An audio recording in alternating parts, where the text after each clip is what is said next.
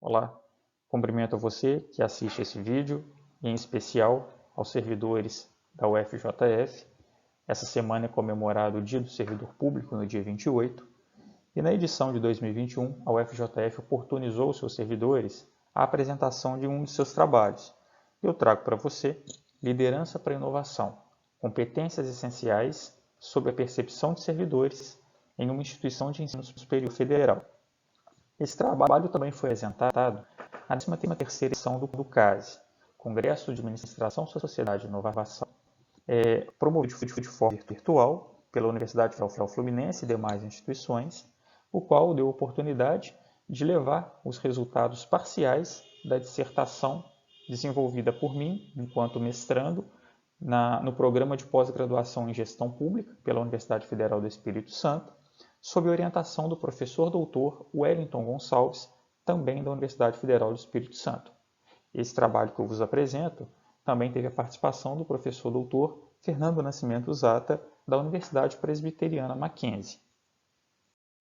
Em sua introdução, o trabalho revisitou a literatura internacional com o objetivo de investigar a conduta dos líderes nessas organizações e foi identificada uma relação muito próxima, tanto em organizações públicas quanto em organizações privadas, especificamente em nações economicamente desenvolvidas. O trabalho dos gestores nessas instituições internacionais, eles têm como meta, como propósito, a melhoria de serviços públicos, a melhoria de resultados. E isso impacta não somente na eficiência, como também na inovação, na capacidade inovativa dos colaboradores que são liderados, que compõem a equipe desses líderes.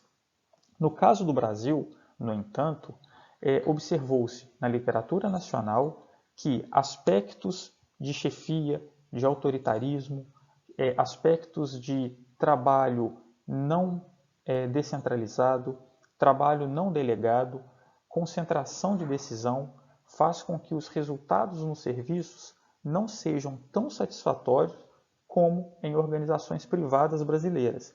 Ou seja, enquanto no setor privado internacional há uma maior proximidade com o trabalho público, no Brasil há uma dissonância entre a conduta do líder que atua na organização privada com o líder que atua, com o chefe que atua na organização pública. Ou seja, a liderança entre essas organizações, elas são muito mais contundentes em países como o Brasil e países economicamente menos favorecidos.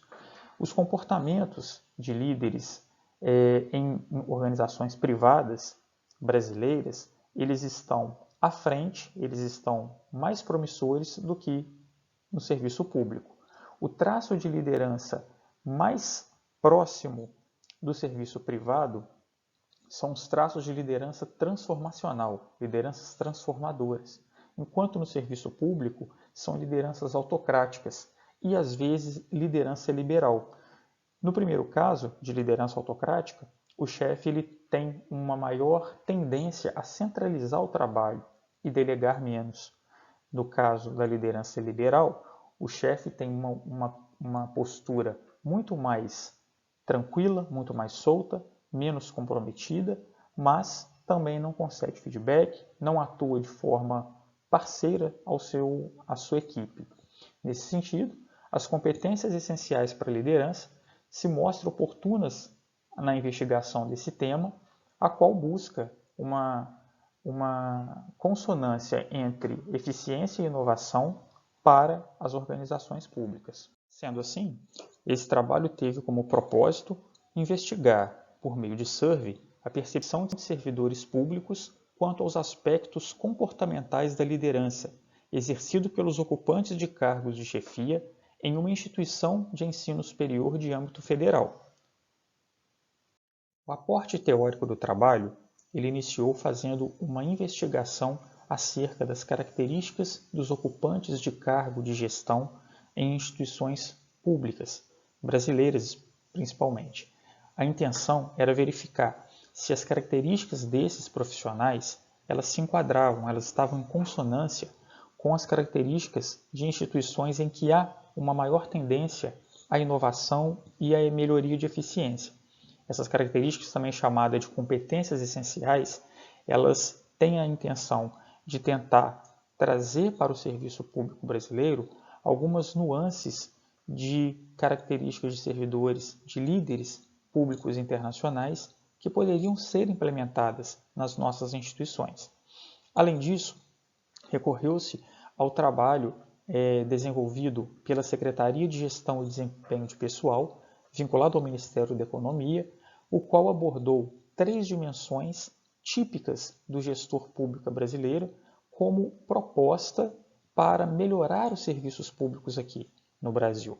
E dentre essas dimensões, as características voltadas ao relacionamento interpessoal do gestor público, ele deveria incentivar o engajamento, buscar junto ao colaborador um trabalho mais próximo entre líder e liderado, buscar um trabalho em que tenha foco no objetivo, foco no resultado, e esses resultados estejam alinhados com a estratégia da organização.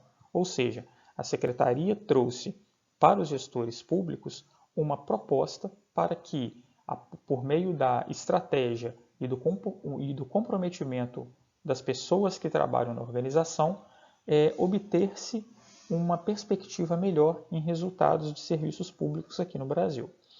Esses resultados estão muito próximos em termos de resultados nas organizações internacionais. Ou seja, as competências essenciais identificadas em meio internacional, que se envolvem com a comunicação, a gestão participativa, a capacidade de engajar e a capacidade de desenvolvimento dos servidores, perpassam por essas características que tentam ser implementadas pelas organizações públicas aqui no Brasil.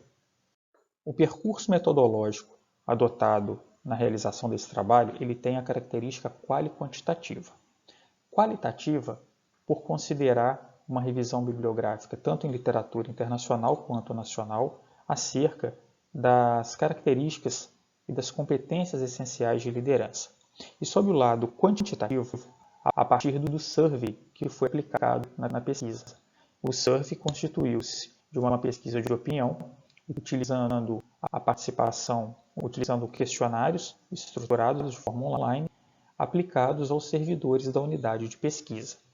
Com essa característica, os elementos de análise foram levantados, estratificados e nos possibilitou segmentá-los em 3 dimensões: participação, relacionamento e reconhecimento. Em termos de participação, buscou-se investigar, por meio da opinião dos servidores, como seriam os estímulos e os incentivos que o gestor, que os chefes da organização, atribuía a ele. Como que o gestor estimula esse servidor? Será se existe essa perspectiva dentro da instituição em análise? Essa foi a intenção. Buscar também a gestão participativa, se esse gestor concede ao servidor a oportunidade de decidir, de ser consultivo, de compartilhar as informações para depois tomar a decisão. Essa é a característica da dimensão participação. Além disso, nessa dimensão ainda buscou-se saber com o servidor que participou da pesquisa como ele enxerga a expressão de autoridade daquele gestor. Com isso, fechou-se a dimensão participação. Sob o ponto de vista da dimensão relacionamento, a intenção era identificar, por meio da opinião dos servidores, como seria a comunicação interna no órgão de lotação, na unidade em que ele estava lotado. Qual era a capacidade de resolução de conflitos, caso existisse, junto a esse chefe? Como que esse chefe conduzia as possíveis relações conflituosas? E, além disso, verificar qual a opinião e a percepção do servidor em relação ao clima da organização, se ele é favorável, se não, e em qual grau se dava essa percepção. E, por fim, a dimensão reconhecimento teve como propósito identificar a credibilidade que esse colaborador, esse servidor recebia do chefe, a credibilidade pelo trabalho que ele desempenhava, que ele desempenha na instituição, os desafios que o chefe oferece a ele e como seriam os feedbacks do trabalho que ele realizava. Ou seja, esse chefe dá retorno, como que é feito esse retorno? Então, por meio do survey, foi possível investigar essas. Foi adotado como método para o cálculo amostral, proposto por Santos em 2013, o critério que leva em consideração a população, o nível de confiança, a probabilidade do evento ocorrer e o erro amostral. Com base nesse, os procedimentos metodológicos ainda levaram em consideração alguns aspectos como a aplicação do questionário estruturado de forma online, divididos em 2 blocos. O primeiro bloco foi a caracterização da amostra e o segundo bloco foi a percepção dos servidores quanto aos aspectos voltados às competências essenciais. Além disso, é importante destacar que esse questionário, essa pesquisa, ela foi realizada em consonância, em acordo com a resolução número 510 de 2016 do Conselho Nacional de Saúde, voltada a pesquisas da área de sociais aplicadas, de ciências sociais aplicadas.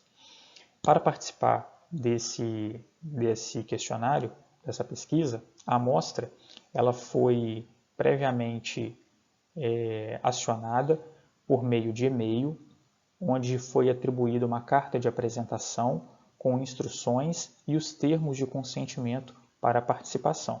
Não foi revelado os dados, nenhuma informação sobre os participantes que puderam contribuir com os dados primários dessa pesquisa. O formulário eletrônico esteve disponível para recebimento de respostas entre os dias 3 de janeiro de 2020 e 27 de março do mesmo ano. Ao submeter as suas respostas, que em hipótese alguma identificava o participante, esses dados recebiam uma decodificação e passavam a constituir uma base de dados em planilha eletrônica. Posteriormente, esses dados foram analisados e tratados pelo software SPSS versão 23.0. Assim, a população elegível da unidade de pesquisa, que na época constituía-se de 471 servidores efetivos, com intervalo de confiança de 90%, erro amostral de 10% e normal de 1,64%, o nosso cálculo amostral sugeria 60 servidores para participar com uma amostra válida. No entanto, o formulário foi disponibilizado para 96 servidores de forma aleatória para nos resguardar de possíveis perdas de dados, como por exemplo, outliers, que tivemos 27 ocorrências, e missing value, que tivemos uma ocorrência. Assim, a amostragem válida de respondentes compreendeu 68 servidores. O alfa de Cronbach foi 0,90, o que conferiu alto índice de confiabilidade ao instrumento de coleta de dados. Assim, os resultados iniciais, referentes ao bloco 1, que caracterizava a amostra de respondentes, nos revelou que 38% são do gênero masculino e 62% dos respondentes são do gênero feminino. Desses servidores, 48% compreendem a carreira de técnico de docente e 52% de técnico administrativo em educação. Em relação à faixa etária, a maioria dos respondentes, 52%, estão entre as idades de 35 e 44 anos. Também foi perguntado na pesquisa em relação à estabilidade no cargo. 77% dos respondentes já estão no serviço público há mais de 3 anos. Também perguntamos se, quando o servidor ingressou na instituição, ele mantinha o mesmo grau de instrução ou se ele chegou a aprimorar a sua titulação. E 76% desses servidores aprimoraram a sua titulação desde que ingressaram na instituição. E em relação à participação em cargos de gestão, ou seja, se esses servidores tinham cargos em comissão, função gratificada ou cargo de direção, foi revelado que 16% foram gestores ou estão na gestão da instituição e 84% ainda não tiveram oportunidade de trabalhar nesses cargos. Em relação ao segundo bloco do questionário, o qual visou investigar a percepção dos servidores quanto às características do gestor em termos de competências essenciais, sob a dimensão participação, podemos observar que, na opinião dos docentes, a percepção elevada ela foi maior nas três competências essenciais avaliadas, tanto em estímulos e incentivos, quanto gestão participativa e exercício de autoridade. Os docentes revelavam uma percepção elevada em 81% dos casos, quanto aos estímulos e incentivos recebidos pelo chefe, em 71% dos casos, quanto à gestão participativa e em 87% dos casos, quanto ao exercício da autoridade. Por outro lado, na opinião dos ocupantes de cargo técnico-administrativo em educação, apenas 49% revelou uma percepção elevada quanto aos estímulos e incentivos, 46% quanto à gestão participativa e 65% quanto ao exercício de autoridade por parte do chefe. Sob o aspecto da análise de relacionamento, tanto tais quanto docentes mostraram respostas em níveis similares sobre as análises de competências essenciais. Em termos de comunicação, os tais mostraram 70% de percepção elevada nesse critério. Em relação à capacidade do gestor de administrar conflitos, ambas as carreiras foram equânimes, 65% de percepção elevada. E quanto ao clima organizacional, também tivemos bastante equilíbrio nas respostas, 70% de tais e 71% de docentes sob essa dimensão relacionamento. E por fim, ao avaliar a dimensão reconhecimento, essa dimensão recebeu as seguintes respostas de tais e docentes. Sob a competência credibilidade atribuída pelo chefe, 90% dos docentes responderam com percepção elevada, enquanto 65% dos tais tiveram a mesma percepção. Também, 90% dos docentes responderam que os desafios oferecidos pelo chefe estão em percepção elevada, ou seja, satisfatório, enquanto apenas 54% dos ocupantes de cargos técnico-administrativos tiveram a mesma percepção. Em termos de feedback oferecido pelo chefe, tanto tais quanto docentes não mostraram números muito satisfatórios nessa perspectiva, 68% de docentes e 46% de tais. Diante do exposto, observou-se que há uma maior participação na categoria docente em tomadas de decisão se comparada à categoria dos tais. A literatura mostra que quando há dissonâncias em algumas questões como tomada de decisão, participação e envolvimento, há uma tendência de a classe ou a categoria ou ao grupo que está desfavorecido se mostrar menos motivado do que o grupo que está mais envolvido com as tomadas de decisão. Além disso, também é possível conotar que os resultados apresentam equidade nas competências da dimensão relacionamento, o que revela uma tendência forte para um clima organizacional na instituição avaliada. Isso mostra que, embora haja algumas dissonâncias, em relação ao clima organizacional, a percepção é bem equivalente, e isso mostra que as duas carreiras, tanto tais quanto docentes, se mostram oportunas para contribuir para a instituição, para os resultados da instituição. Além disso, os resultados revelaram que as chefias têm transmitido maior credibilidade ao trabalho docente. Vale investigar se essa característica talvez seja pelo fato dos ocupantes de cargo de gestão estarem envolvidos com atividades fim e, às vezes, essas atividades fim são mais atribuídas a docentes. Isso mostra que pode ser uma associação, o que é algo que presume ser investigado, uma associação entre carreira de TAI não estar tão voltada à ocupação de cargos de gestão na instituição em análise. Por fim, é válido ressaltar que a liderança é um fenômeno que está fortemente associado à melhoria de resultados, assim como a inovação e a capacidade empreendedora das organizações, sejam elas públicas quanto privadas. Nesse sentido, é importante que as organizações estejam atentas ao desenvolvimento de competências essenciais capazes de trazer para dentro dessas instituições um olhar mais estratégico, um olhar voltado ao cumprimento dos objetivos e capazes de engajar cada vez mais a força de trabalho. Na instituição pesquisada, os docentes apresentaram melhores percepções quanto à existência dessas habilidades de liderança exercidas pelos seus gestores, e isso pode contribuir para o desenvolvimento de novas investigações, não somente na área de gestão, mas também a liderança exercida, por exemplo, na área acadêmica, em projetos de extensão, que possam ensejar um melhor empreendedorismo e inovação na instituição pesquisada. Além disso, a pesquisa também revelou que os TAIs apresentam uma percepção elevada das dimensões avaliadas, mas em quantitativo menor do que a mesma percepção elevada por parte de docentes.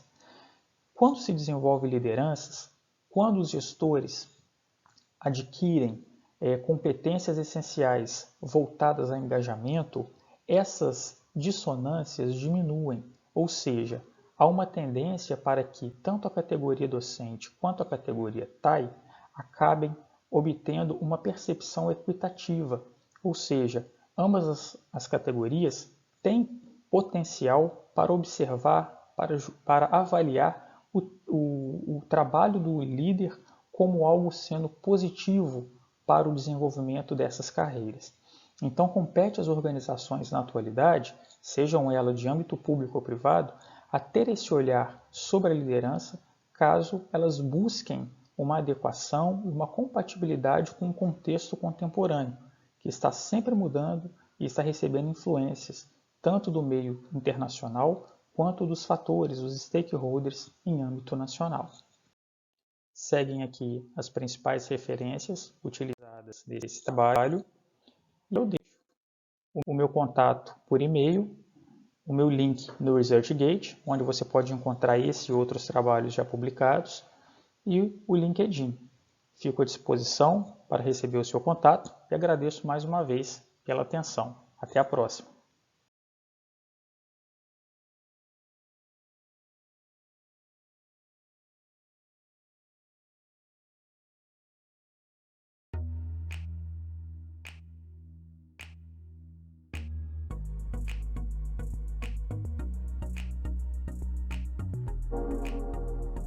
Glycerol is a byproduct of biodiesel production that can be used to offset the production costs.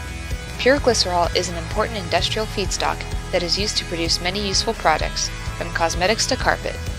The glycerol from biodiesel production has low value because of the impurities that are carried over from processing. Refining of this crude glycerol is typically limited to large producers, since it requires a major capital investment, considerable operating costs, and skillful operators. Finding new applications of low-grade glycerol is a major topic of concern for the biodiesel industry.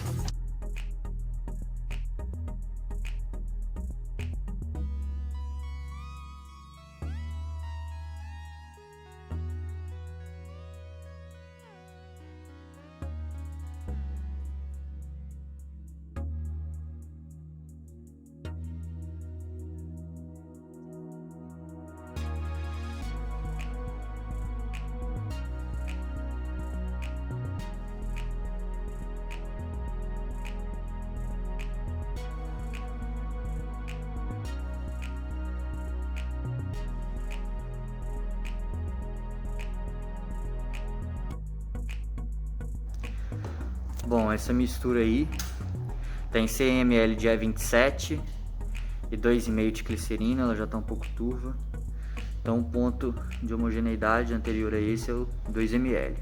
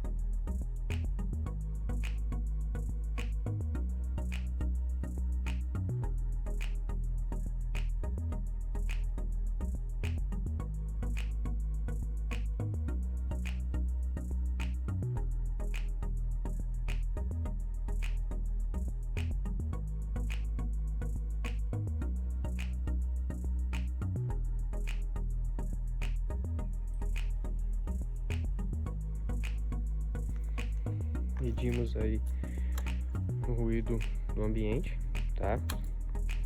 Vou colocar a motocicleta em funcionamento. Vamos colocar agora na função máxima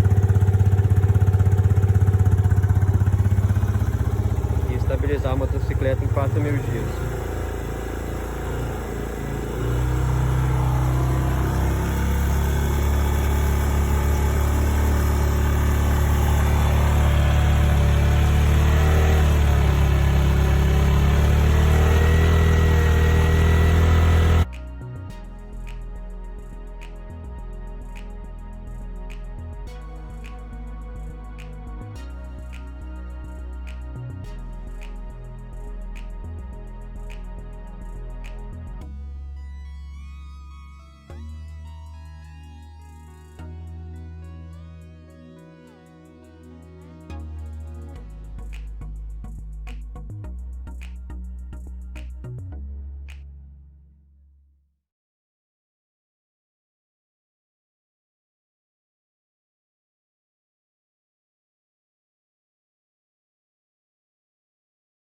O nosso trabalho nosso trabalho de doutoramento se intitulou Sujeitos Surdos e Cidadania Comunicativa, processos comunicacionais realizados na Associação dos Surdos de Governador Valadares e em seu Facebook. Bem, foi um percurso de muitos caminhos, porque trabalhar com os processos comunicacionais realizados pelos sujeitos comunicantes surdos em seu âmbito presencial, na associação e nas apropriações do Facebook, nos impeliu a trabalhar, a pensar possibilidades para a construção da cidadania comunicativa desses sujeitos, levando em considerações as interações que são dinâmicas e complexas com as tecnologias digitais em seus contextos socioculturais, históricos econômicos e políticos concretos. Bem, a nossa investigação partiu da interrogação de como sujeitos comunicantes surdos se inserem nos processos comunicacionais na Associação de Surdos de Governador Valadares, ASGOV, e no Facebook, na página da associação e perfis pessoais, e como estes processos se vinculam à construção da cidadania comunicativa desses sujeitos. Para tanto, traçamos em movimentos investigativos nossos objetivos, os quais perpassaram em investigar, na perspectiva de constituição da cidadania comunicativa, a participação dos sujeitos comunicantes surdos nos processos comunicacionais na SUGOV e na página dessa associação em uma inter-relação com seus perfis pessoais na rede social Facebook. Para tanto, estabelecemos uma construção teórica através de eixos estes entrelaçados aos processos comunicacionais dos sujeitos comunicantes surdos. Partimos da história, perpassamos a comunicação digital, redes, mediações, cidadania comunicativa, sujeitos comunicantes surdos como construtores de sua história, o Facebook em seus usos e apropriações.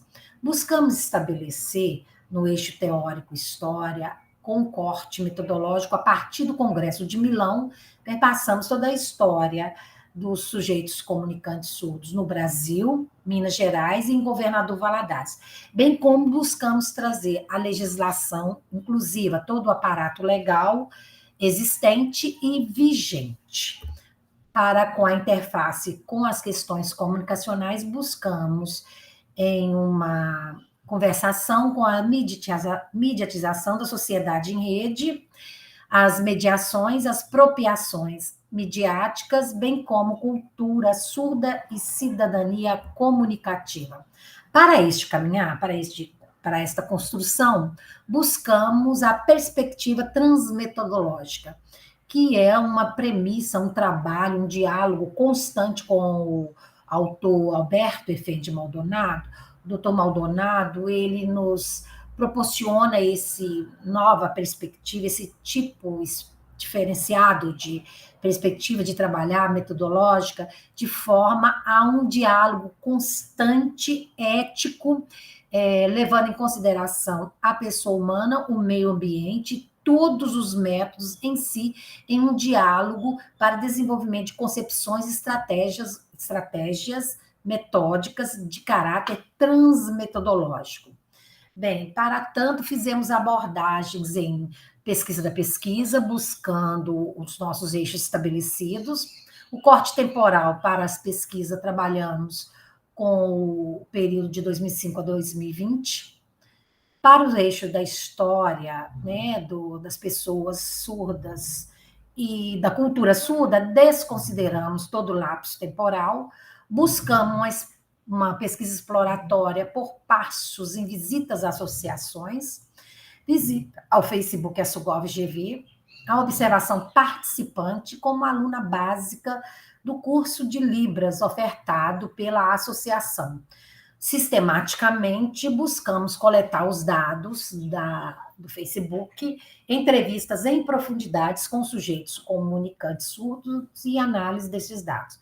A toda essa etapa, ela foi devidamente submetida em um processo ético e devidamente autorizada pelo próprio comitê.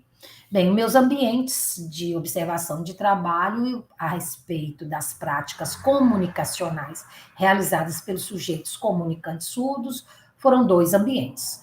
O Facebook, em um perfil ASUGOV-GV, e a ASUGOV, com a Associação dos Surdos de Governador Valadares. Bem, e para um melhor entendimento, para uma melhor ampliação de como esses recursos nas plataformas são apropriados e os levam à construção da cidadania comunicativa, buscamos também entrevistar em perfis, né, de associados, desde que fossem pertencentes à cultura surda, associados surdos. Foram 188 publicações ocorridas do mês de junho de 2018 a junho de 2020. O total das publicações foram 55 postagens realizadas pelo perfil ASUGOV-GV e 133 postagens realizadas por amigos a este perfil.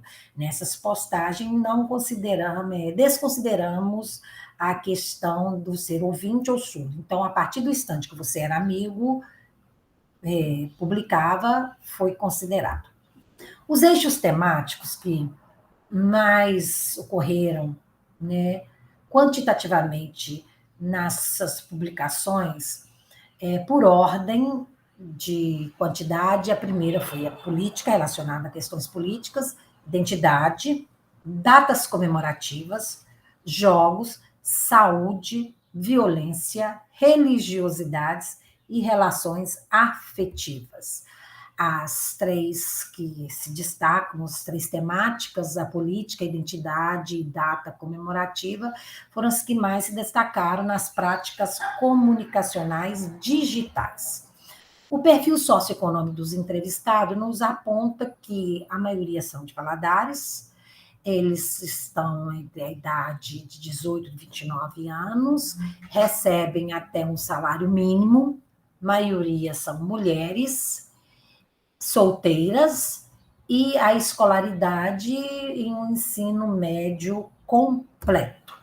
Bem, em uma de nossas colaboradoras da pesquisa, a Carla, ao ser entrevistada, todas as nossas entrevistas foi acompanhada por um intérprete devidamente habilitado.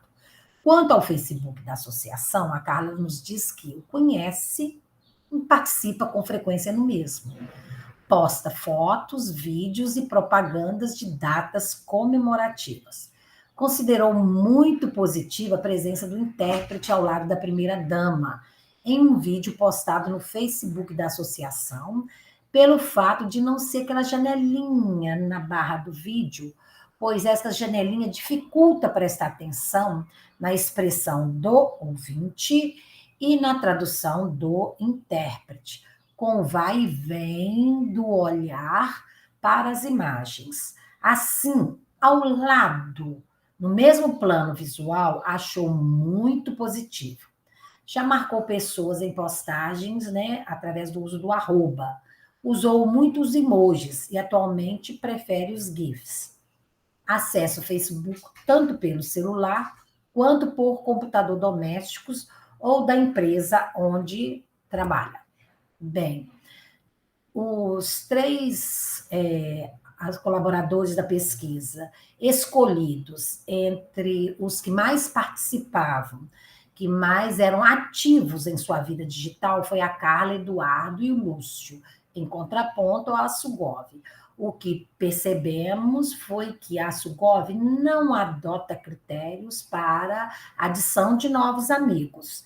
A Carla tem preferência, a Eduarda e o Lúcio, por conhecidos, mas somente a Carla é que busca pesquisar sobre a pessoa que pede para se estabelecer uma amizade. Bem, a inserção dos sujeitos comunicantes surdos ocorre em meio a um contexto sociocultural, político, educacional, econômico e legal, que marca suas condições concretas de existência. A participação do sujeito comunicante surdo assugoviano na rede social Facebook AssugovGV e em seus perfis pessoais, por usos e apropriações dos recursos ofertados na plataforma, facilita a construção cidadã do informar-se, comunicar-se, opinar, dividir experiências, dividir narrativas de vidas, promover encontros e estabelecer vínculos, visibilizando demandas. Bem, cidadania comunicativa não se reduz a essa visibilidade midiática, ou seja, ao acesso à mídia desses sujeitos e suas demandas. O que nós podemos afirmar é que é, sim, uma possibilidade real, concreta de vivências, de visibilidade, de reconhecimento da cultura surda, de constituição do pertencimento, de apropriações dos meios de comunicação para a constituição da cidadania e para o exercício do direito de comunicar. Bem, foi um longo caminho, durante 4 anos de doutoramento. Eu, ouvinte, às vezes sou questionada, por que você, Sônia, ouvinte, foi trabalhar com a cultura surda, sendo que você não pertence à cultura surda? Bem, nós estamos no território de Governador Valadares. A Associação dos Surdos de Governador Valadares, a Sugov, ainda é uma associação que se apresenta nessa sociedade como sob o manto da invisibilidade. Bem, em um dos objetivos pedagógicos de inserção neste município da Universidade Federal de Juiz de Fora é alcançar as instituições para que possamos mudar, interferir, ajudar, levar o nosso conhecimento. Eu escolhi a Associação dos Surdos de Governador Valadares por sempre trabalhar com grupos minoritários e por afinidades particulares pessoais. Eu agradeço, convido a todos a visitar a Associação dos Surdos de Governador Valadares, participar das reuniões e conseguir trabalhar junto comigo para que a gente consiga ainda retirar esse manto da invisibilidade dessa associação. Então, eu agradeço a todos, bom dia, ou boa tarde, ou boa noite, e sejam todos bem-vindos à Sugov. Muito obrigada.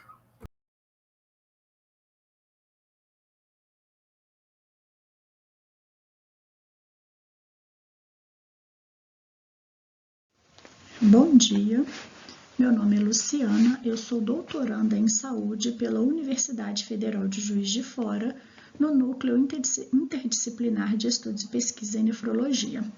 O título da minha tese é Prevalência e Fatores Associados a Mutações no Gene GLA, um estudo multicêntrico. Então, o meu trabalho ele é realizado através de uma base de dados secundária, que é o projeto Rinfabre Brasil. Então, o que é a doença de Fabry? A doença de Fabry ela é uma doença rara, crônica, progressiva e multissistêmica. É devido a uma mutação que ocorre no gene GALA, no braço longo do cromossoma X, mais especificamente na região XQ22. A doença de Fabry ela também é uma doença de depósito lisossômico. Só para a gente poder lembrar, o lisossomo ele é uma das organelas da célula e é responsável basicamente pela digestão celular. Dentro dele tem várias enzimas hidrolíticas responsáveis pelo metabolismo da célula. Então, na falta dessa enzima, a alfa-galactosidase ácida, ocorre o acúmulo do GB3 dentro da célula e dos seus metabólitos associados. E com esse acúmulo de GB3 dentro da célula, isso leva a várias doenças no organismo. Pode causar os acidentes cerebrovasculares, a hipertrofia ventricular, perda auditiva, proteinúria e hematura, levando à insuficiência renal, que é uma das principais complicações da doença de Fabry, angioqueratoma, opacidade da córneas e o sintoma mais frequente dos pacientes com doença de Fabry, que são as dores nas extremidades. Então, ela tem uma incidência estimada em todo o mundo entre 1 para 40 mil e 1 para 117 mil. No Brasil, essa prevalência está estimada entre 0,12% a 0,57% entre os pacientes da doença renal. No meu trabalho de mestrado, nós encontramos uma prevalência de 0,87% entre os pacientes com doença renal e 9,47% entre o familiar. Os homens com fenótipo clássico, eles cursam com sintomas mais precoces do que as mulheres. Com relação ao diagnóstico, como os homens eles só têm um cromossoma X, então a dosagem enzimática dele já vai ser deficiente. Então, só a dosagem enzimática já serve como um método diagnóstico para os homens. Já as mulheres, como têm 2 cromossomas X, elas podem ter a dosagem enzimática normal e mesmo assim serem portadoras da doença. Então, o método diagnóstico para as mulheres é a genotipagem. Então, diante disso, o que determina o fenótipo para a doença de Fabry? É o tipo de mutação? É a atividade enzimática residual? É o nível plasmático de Lys-GB3? É a distribuição de deposição de substrato em diferentes tecidos? Os padrões inflamatórios? Então, assim, o tipo de mutação, a gente já sabe que existem mutações missenses, mutações displaces, pequenas deleções e inserções e grandes deleções. Já existem descritas mais de 1000 mutações. Então, o genótipo, que é a mutação, é um fator crucial, mas não é o único. A doença ela vai além da mutação. E a gente tem visto em vários artigos que as mutações iguais, elas cursam com fenótipos diferentes.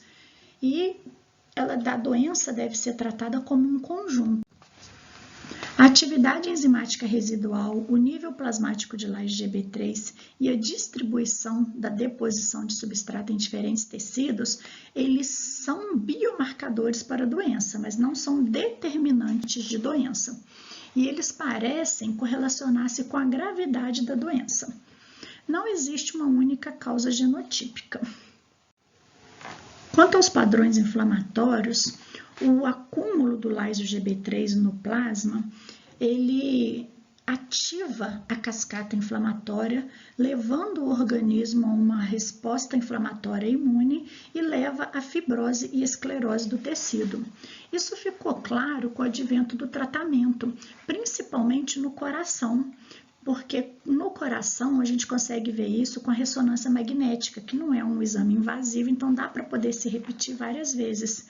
E com a ressonância magnética a gente consegue ver que houve uma redução do edema nesses órgãos. Então, mostrando para a gente que existe inflamação também na doença. Então, diante disso, já existem mais de 1000 mutações causadoras da doença de Fabry, vários artigos mundialmente publicados sobre o rastreio da doença e principalmente em homens e na diálise.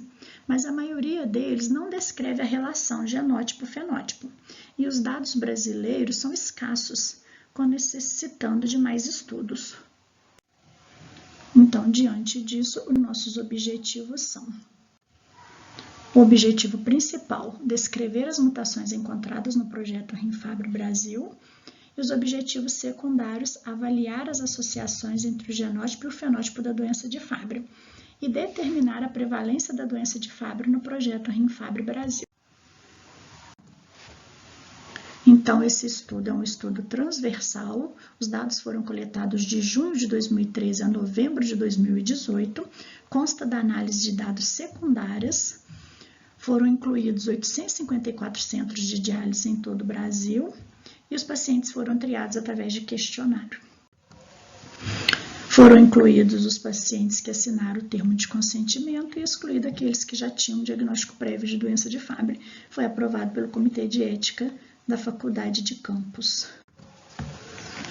As variáveis analisadas são os dados demográficos e clínicos e os dados laboratoriais. O método diagnóstico foi feito através da coleta de sangue em papel filtro para dosagem enzimática da alfa-gal, dosagem enzimática do LAGE-GB3 e o teste genético. Então, nós dividimos a amostra em 4 grupos. O grupo da doença renal, que tem os sinais e sintomas através do questionário que eles responderam.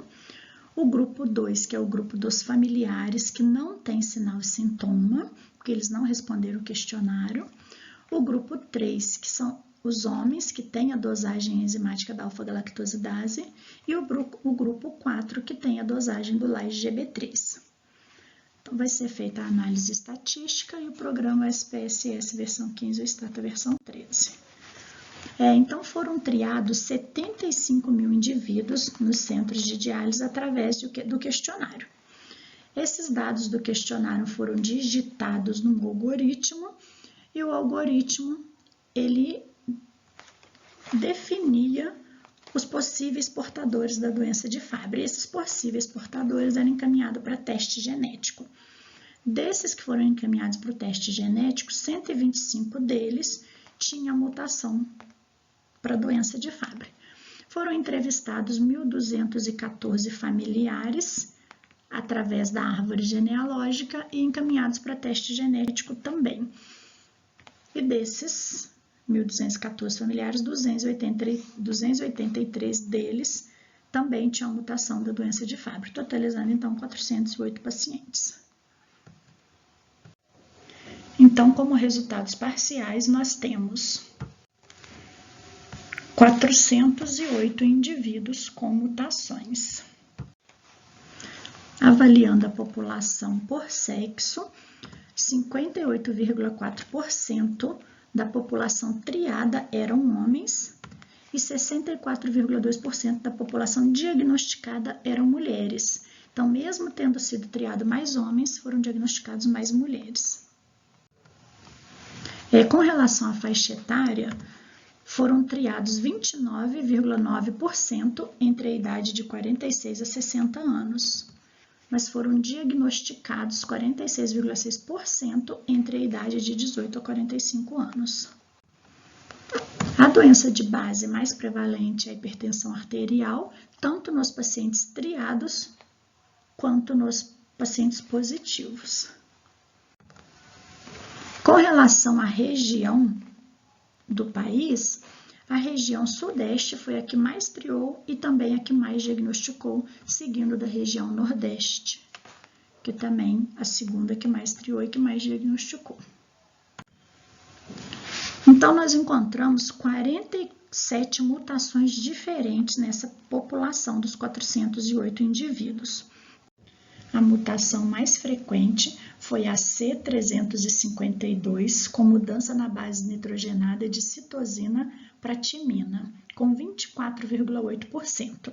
A segunda mais frequente foi a C376, com mudança na base nitrogenada de adenina para guanina, com 13,1%. Com relação à população por laje GB3, 72,5% dela tinha dosagem no nível da normalidade e 27,5% estava com laje GB3 aumentado. Com relação à população que tem a dosagem enzimática, que aí inclui só os homens, 90% dos homens têm a alfa-galactosidase diminuída, que já era de se esperar porque já é um padrão diagnóstico para os homens. Então, com relação aos dados familiares, a gente dividiu a população em grupos familiares. 19,2% desses grupos familiares tinham 6 membros na mesma família com mutação. Essa família aqui nos chamou a atenção que são 28 membros da mesma família em uma pequena cidade aqui de Minas Gerais. Essa outra cidade também nos chamou a atenção que são 2 grupos familiares e com bastante membros também em uma mesma cidade. Essas outras 15 famílias também nos chamou a atenção, porque o que a gente tem visto nos estudos é que a família ela tem uma mutação só, apenas uma mutação é frequente em cada família. E essas 15 famílias aqui, elas tiveram mais de uma mutação dentro da mesma família. Então, esse daqui é com relação à frequência das mutações por família. Nós tivemos 132 famílias e a mutação mais frequente neste grupo de familiares foi a C352, com mudança na base nitrogenada de citosina para timina, onde 24 famílias compartilhavam dessa mesma mutação. E a segunda mais frequente é a C937, com mudança na base nitrogenada de guanina para timina, onde 12 grupos de familiares também compartilhavam dessa mesma mutação. Então, a gente ainda tem que fazer a associação das mutações com os dados demográficos e clínicos e fazer também a associação entre os grupos. Vão ser as próximas etapas do nosso trabalho. Isso daqui são as produções do doutorado, que mesmo com a pandemia a gente não estava parado, a gente estava trabalhando. Nós tivemos apresentação no Congresso Mineiro de Nefrologia em 2019, no Congresso Americano também em 2019, no Congresso Brasileiro de Nefro em 2020. Esse ano a gente já apresentou no Congresso Europeu e também no Congresso Mineiro de Nefrologia.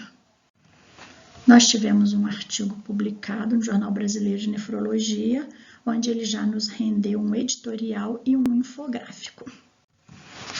Gostaria de agradecer à universidade por essa oportunidade.